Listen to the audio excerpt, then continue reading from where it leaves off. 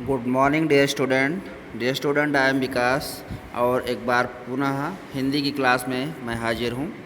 जी हाँ, हिंदी व्याकरण का जो चैप्टर हो गया था, जिसमें बहुत से स्टूडेंट्स का ये कमेंट आ रहा था कि एक्सरसाइज हम लोग नहीं कर पा रहे हैं। हालांकि फर्स्ट चैप्टर का जो वीडियो मैंने बनाया था, आप लोगों को दिया था, उसमें बहुत सारे लोग उसका एक्सरसाइज क्वेश्चन आंसर कर लिए हैं, लेकिन बहुत से लोग ऐसे भी हैं वो भी नहीं कर पाए हैं, लेट में ऐड होने के कारण या कई कारणों से। तो इसलिए मैं एक बार फिर से फर्स्ट चैप्टर का एक्सरसाइज और क्वेश्चन लेकर आया हूं, और उसी का हम लोग कंप्लीट करेंगे एक्सरसाइज और क्वेश्चन आंसर, क्योंकि ये चैप्टर जो टेस्ट होने वाला है उसके लिए बहुत ही इम्पॉर्टेंट है। तो चलिए बिना देर किए शुरू करते हैं। जी हाँ, चैप्टर फर्स्ट का जो नाम है भाषा, लिपि और व्याकरण, आप लोगों के पास ग्रामर की बुक होगी, उसमें भाषा, लिपि और व्याकरण, लैंग्वेज, स्क्रिप्ट एंड ग्रामर, ये पहला चैप्टर था। और उसी का एक्सरसाइज जो है शुरू करते हैं। देख सकते हैं आप अपने स्क्रीन पर।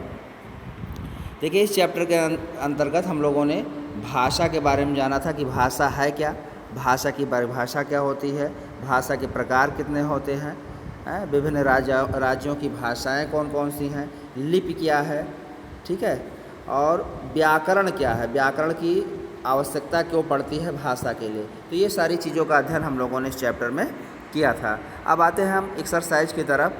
तो सबसे पहला जो क्वेश्चन है एक्सरसाइज में कि निम्नलिखित प्रश्नों के उत्तर दीजिए। आप देख सकते हैं इसमें लिखा है भाषा क्या है, इसके कितने प्रकार होते हैं। तो इसके लिए आप सबसे पहले अपनी फेयर कॉपी पर इसका आंसर करेंगे, और आंसर के लिए भाषा क्या है तो आप देख सकते हैं पेंसिल से लिखा गया है, भाषा वह माध्यम है जिससे मनुष्य अपनी बातों और भावों को दूसरों तक पहुंचाता है।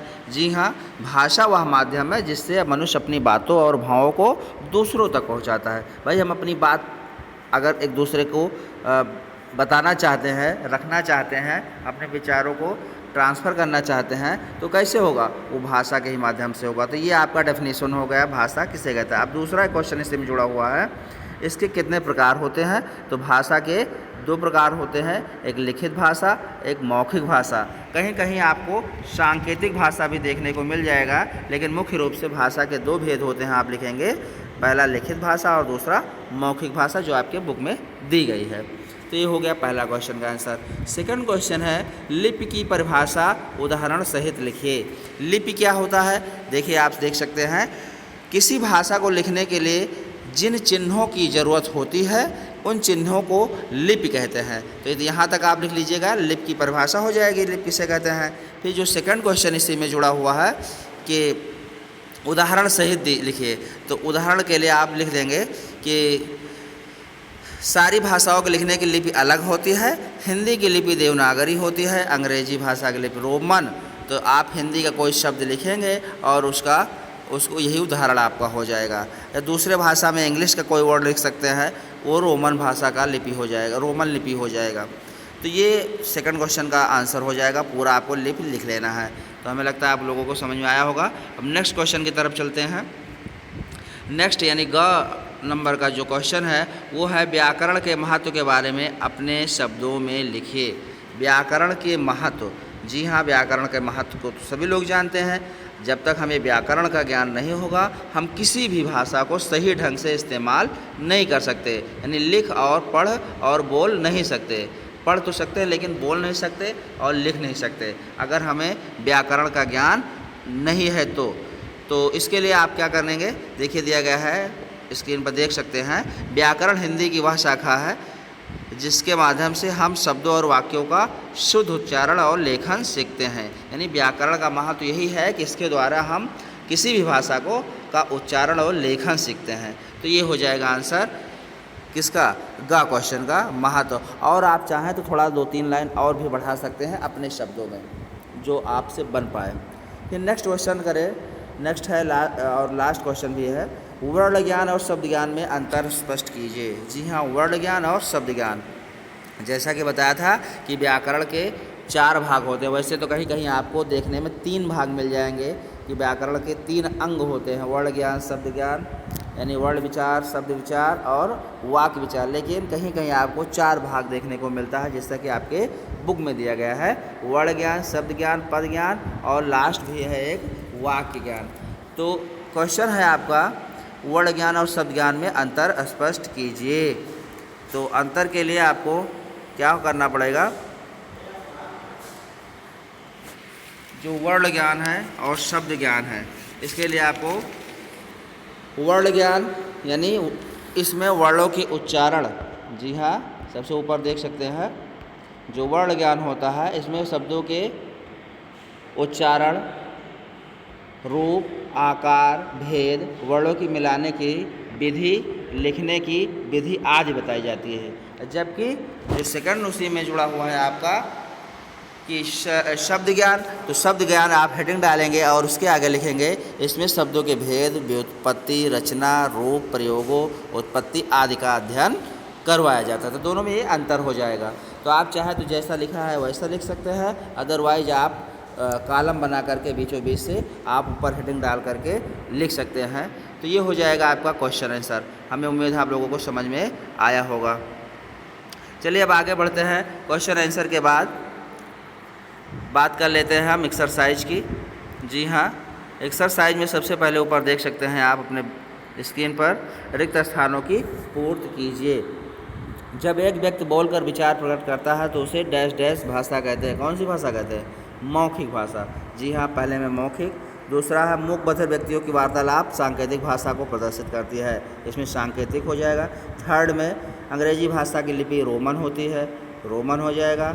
नेक्स्ट है भाषा को लिखने के लिए जिन चिन्हों की ज़रूरत होती है उन चिन्हों को लिपि कहते हैं। जी हाँ, लिपि भरा जाएगा।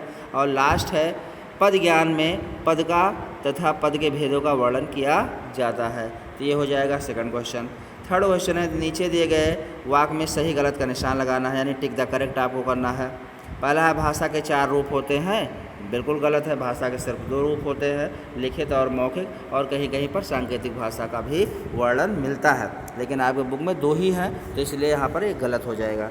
फिर नेक्स्ट है पत्र लिखना सांकेतिक भाषा है, बिल्कुल गलत है। पत्र लिखना लिखित भाषा है। फिर नेक्स्ट स्टेटमेंट है शब्द ज्ञान में वर्णों का अध्ययन किया जाता है, शब्द ज्ञान में वर्णों का अध्ययन किया जाता है, बिल्कुल गलत है। शब्द ज्ञान में शब्दों का अध्ययन किया जाता है, ना कि वर्णों का। वर्ण मीन्स होता है अक्षर, वर्ण का अध्ययन जो है वर्ण ज्ञान में किया जाता है। फिर नेक्स्ट है भारत में 22 भाषाओं को मान्यता प्राप्त है, बिल्कुल राइट आंसर है। फिर आगे है व्याकरण के 4 भाग होते हैं, तो आपकी बुक में दिया गया है व्याकरण के 4 भाग होते हैं, सही है। फिर आ जाते हैं निम्नलिखित राज्यों की भाषाएं लिखिए। आपके बुक में भी लिस्ट दिया गया है, वहाँ से भी आप देख के कर सकते हैं, या तो मैंने कर भी दिया है, इसको आप देखकर अपनी बुक में फिल कर सकते हैं। तो ये हो जाएगा, आप देख सकते हैं दिल्ली की हिंदी, पंजाबी, उर्दू, राजस्थान की हिंदी, पंजाबी, उर्दू, बिहार की हिंदी, मैथिली, उर्दू। तो इस तरह से उड़ीसा में हिंदी, उड़िया, उड़िया को उड़िया भी कहीं मिल जाता है देखने को, उड़िया, तेलुगु। तो इस तरह से आपको ये क्वेश्चन भी बिल्कुल ईजी हो जाएगा। फिर 5th क्वेश्चन है और शायद ये लास्ट भी क्वेश्चन है इस चैप्टर का। बहुवैकल्पिक प्रश्नों में से सही विकल्प छांटिए। अंग्रेजी की लिपि है क्या? फारसी, रोमन, अरबी। तो रोमन सही है, रोमन टिक कर लीजिए। नेक्स्ट है लिखित भाषा का सही उदाहरण है पत्र, टिक कर लीजिए। फिर नेक्स्ट है व्याकरण के अंग हैं, मैंने बताया कि 4 अंग हैं आपके बुक में, तो 4 लिख दीजिए। तो ये हो जाएगा टिक द करेक्ट। इसका कुछ और पार्ट बचा हुआ देख सकते हैं। नेक्स्ट है तमिलनाडु की भाषा है, क्या है? तेलुगु है, मलयालम तो हो नहीं है, हिंदी भी नहीं है। मतलब आंशिक रूप से बोला जाए तो अलग बात है, लेकिन मुख्य भाषा अगर बात करें हम तो तेलुगु है। फिर नेक्स्ट है फारसी है, क्या है? भाषा है, लिपि है, बोली है। तो फारसी क्या है? लिपि है, टिक करिए। तो ये हो जाएगा आपका एक्सरसाइज फर्स्ट चैप्टर का और कंप्लीट हो गया है इस तरह से। तो जिन लोगों ने अभी तक फिल नहीं किया बुक में वो फटाफट फिल कर लें और याद भी कर लें, इसलिए कि ये टेस्ट के लिए बहुत इम्पॉर्टेंट है, और इसे पर्सनल नंबर पर सेंड करें हमारे। चलिए नेक्स्ट वीडियो में मैं चैप्टर 2 का एक्सरसाइज कराऊंगा, चूँकि चैप्टर पहले ही पढ़ा दिया गया है। पहला दूसरा वीडियो जिन लोगों ने नहीं देखा वो देख सकते हैं हमारे चैनल में जा करके, और जिन लोगों ने चैनल को सब्सक्राइब नहीं किया उसको सब्सक्राइब कर सकते हैं, जिससे कि नेक्स्ट वीडियो की नोटिफिकेशन आपको मिल जाए। तो चलिए नेक्स्ट वीडियो में नेक्स्ट चैप्टर का एक्सरसाइज हम लेकर के